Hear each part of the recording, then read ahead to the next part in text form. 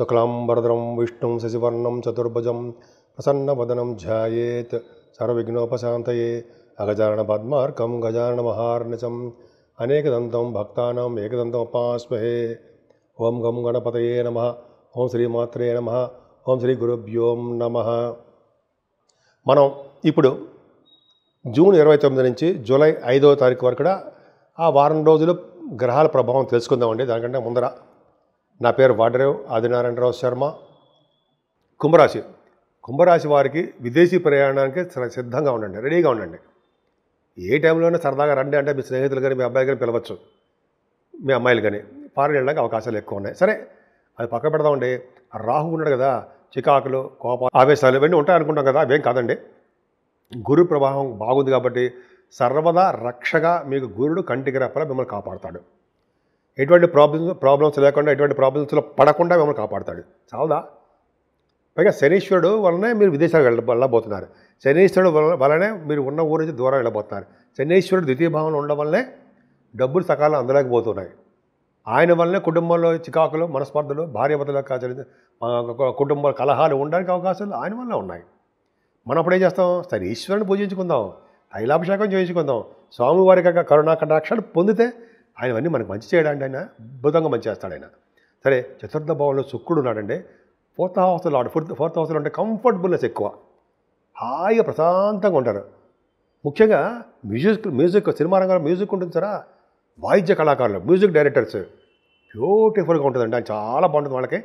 అలాగే వస్త్రాలు, ఆభరణాలు, వాహనాలు మీరు కొనుక్కోవడానికి అవకాశం ఎక్కువ. సినిమా రంగంలో బాగుంటుందండి, బాగా అద్భుతంగా ఉంటారు మీరు. పైగా చతుర్థ భావం బాగుంది కాబట్టి తల్లి గారికి ఆరోగ్య పరిస్థితి, ఆర్థిక పరిస్థితి బాగుంటుందండో. కుంభరాశి వాళ్ళకి చతుర్థ భావంలో శుక్రుడు చాలా బాగున్నాడు. మంచి ఫలితాలు ఇస్తాడు. ప్రయాణాలు చేస్తూ ఉంటాడు.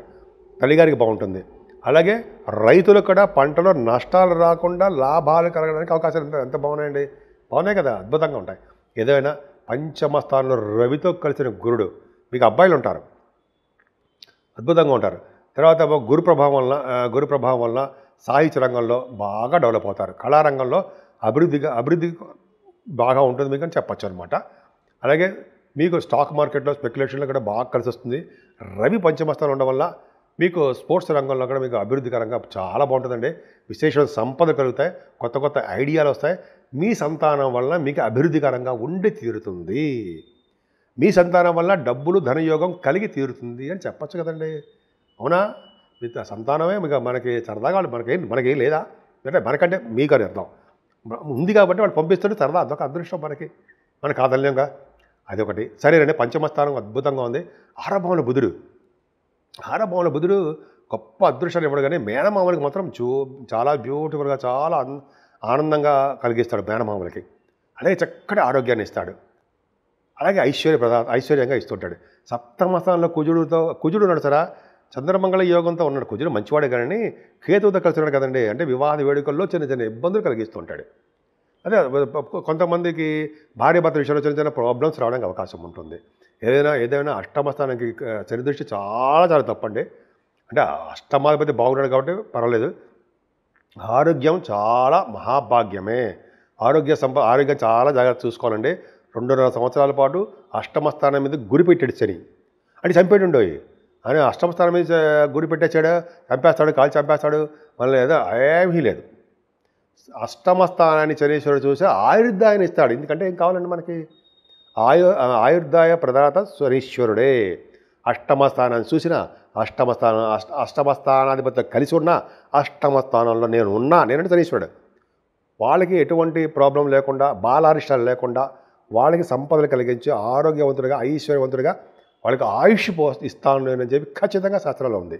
కాబట్టి చూసుకోండి, అది బాగుంది. అంటే అష్టమస్థానం చూస్తాడంటే కొద్దిగా చిన్న చిన్న ప్రాబ్లమ్స్, చికాకులు, గోళలు, మన ఆరోగ్యం పట్ల శ్రద్ధ వహించబడాలి, చిన్న చిన్న ఉంటాయండి. ఎవరికి ఉండవండి. అలా మనం వదిలేయకూడదు. శనీశ్వరుని పూజించ తీరాల్సిందే.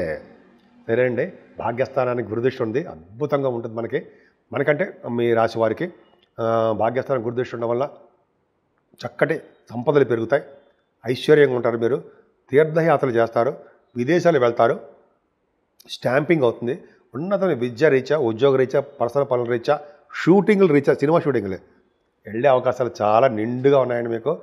అలాగే తీర్థయాత్ర చేయడము, అలాగే మీరు చేస్తున్న వ్యాపారాభివృద్ధి అంటే ఫుడ్ బిజినెస్ అవ్వచ్చు, వస్త్ర వ్యాపారాలు అవ్వచ్చు, వెండి బంగారు ఆభరణాలు, ఇలా ఒకదాని ఒకటి తర్వాత బాగుంటుందండి. ప్రొఫెషనల్గా అంటే 10th house lot 10th house చూసుకుంటాడు కదా, మీరు బాగా వృద్ధి చెందుతారండి. ముఖ్యంగా సాఫ్ట్వేర్ రంగ ఉద్యోగస్తులు చాలా బాగుంటుంది.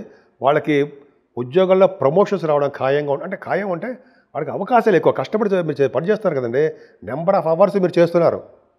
పొద్దున వెళ్తే రాత్రికి ఎప్పుడో మీరు ఇంటికి వస్తారు. మీ కష్టానికి తగ్గ ఫలితం ఉండి తీరుతుంది. మీ కష్టాన్ని నమ్ముకున్నారు కాబట్టి విజయం సాధించి తీరుతారు. కాన్ఫిడెంట్గా చెప్పగలను నేను. అదే కదండి, లాభస్థానాన్ని కూడా గురుదృష్టి చాలా బాగుంది కాబట్టి భాగ్య లాభస్థానాలు గురుదృష్టి ఉన్నాయి కాబట్టి ఎప్పుడు లాభదాయకంగా హాయిగా ప్రశాంతంగా ధనాన్ని పెరుగుతూ వృద్ధి చేసుకుంటూ ఉంటారు మీరు. అది గొప్ప అదృష్టం. సో ఈ విధంగా మీ కుంభరాశి వాళ్ళకు ఉంది. రాహుకేతుల మధ్యలో ప్లానెట్ పొజిషన్ ఉండిపోవడం వల్ల కొద్దిగా మీకు ఇబ్బందికరంగా వాతావరణం ఉంటుంది. ఎందుకంటే రాహు సంబంధించిన పూజలు, అమ్మవారికి పూజలు, సుబ్రహ్మణ్య స్వామి ఆరాధనలు, గణపతి ఆరాధన చేసుకోవడం వల్ల అన్ని రంగాల్లో కూడా మీరు ముందంజలో ఉంటారు. మేషరాశి నుంచి మీనరాశి వరకు వారికి అందరికీ కూడా పరిష్కార మార్గాలు అంటాం కదండి, రెమెడీస్ అంటాం కదా. అసలు ఏం చేసుకుంటే ఈ నెల మొత్తం కూడా జూన్ ఎండింగ్ అనమాట, జూలై నెలలో ఈ వారం రోజులు మనం ఎలా ఉంటాం, మన ఆరోగ్య పరిస్థితి ఎలా ఉంటుంది, మన వ్యాపారాలు ఎలా ఉంటాయి, మన పిల్లలు ఎలా ఉంటారు, ఇవన్నీ తెలుసుకుందామండి. జనరల్గా ఈ ప్లానెట్స్ అన్నీ కూడా, గ్రహాలన్నీ కూడా తమ బాగా అంటే వాళ్ళు రాహుకేతుల మధ్యలో అంటే ఉండిపోవడం వల్ల వాడు స్వతంత్రించి విపరీతమైన రాజయోగాలు కొంతమంది కొన్ని గ్రహాలు ఇవ్వలేకపోతుంటారు. ఈ రాహుకేతుల మధ్యలో ఉండిపోవడం వల్ల సర్పదోషం ఏర్పడిపోయింది. ఇంతకుముందు కుజుడు కూడా ఉండిపోవడం వల్ల కుజుడు కూడా సర్పదోషం ఏర్పడిపోయింది. కానీ కుజుడితో కలిసి ఉండడం వల్ల, కేతువు కూడా ఉండడం వల్ల, కేతువుతో కలిసిన రాహుకేతులు ఉండడం వల్ల సవ్యకాల సర్పదోషం ఏర్పడిపోయింది. అయితే ఏంటయ్యా అంటే ఏం లేదండి, మనం ఈ భావాలను తప్పించంటే, ఈ సర్పదోషాలను తప్పించుకోవాలంటే మెయిన్ ఏంటంటే కాళహస్తి వెళ్ళి మనం పూజ చేసుకోవడమే. అది ఒకవేళ లేదనుకోండి, మనం అవకాశం ఉండదు, రాహుకేతులు అక్కడ చేయించుకోలేము. మన ఊళ్ళోనే మంగళవారం అమ్మవారిని పూజించినా అది కుదరదండి మనకి. మనం అమావాస్య పూట కానీ పౌర్ణమి పూట కానీ చాలామంది అమ్మవారి గుళ్ళల్లోనే పూజలు చేస్తారు, హోమాలు చేస్తారుంటాయి. అలా చేయించుకోవడం వల్ల మంచి రాజయోగం కలుగుతుంది. అంటే రాహుకేతులలో వచ్చే దోషాలు పరిహారం అయిపోతూ ఉంటాయి. అది గొప్ప అదృష్టం ఉండే. ఆంజనేయ స్వామి కూడా పూజ చేస్తుంటారండి, హోమాలు కూడా చేస్తుంటారు చాలా గుళ్ళలో. అది చేయించుకున్నా సరే అద్భుతం సినిమాలో వచ్చే దోషాలు బ్రహ్మాండ పరిహారం అయిపోతూ ఉంటాయి. కేతు ఏంటి, అప్పుడు కూడా ఇబ్బంది పెడుతూ ఉంటాడు.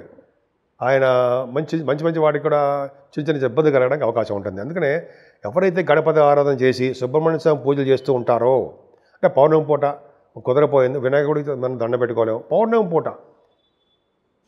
పూట పైగా పౌర్ణమి తర్వాత రోజు వచ్చే చవితి పూట అందాం. పౌర్ణమి చవితి సంకటహర చతుర్థి అంటాం. ఆ రోజు గరిక స్వామివారికి సమర్పించిన మల్లె పువ్వులు వినాయకుడితో సమర్పిస్తే వాళ్ళు అద్భుతమైన ఫలితాలు ఉంటాయని చెప్పి అంటారు, సందేహం లేదు.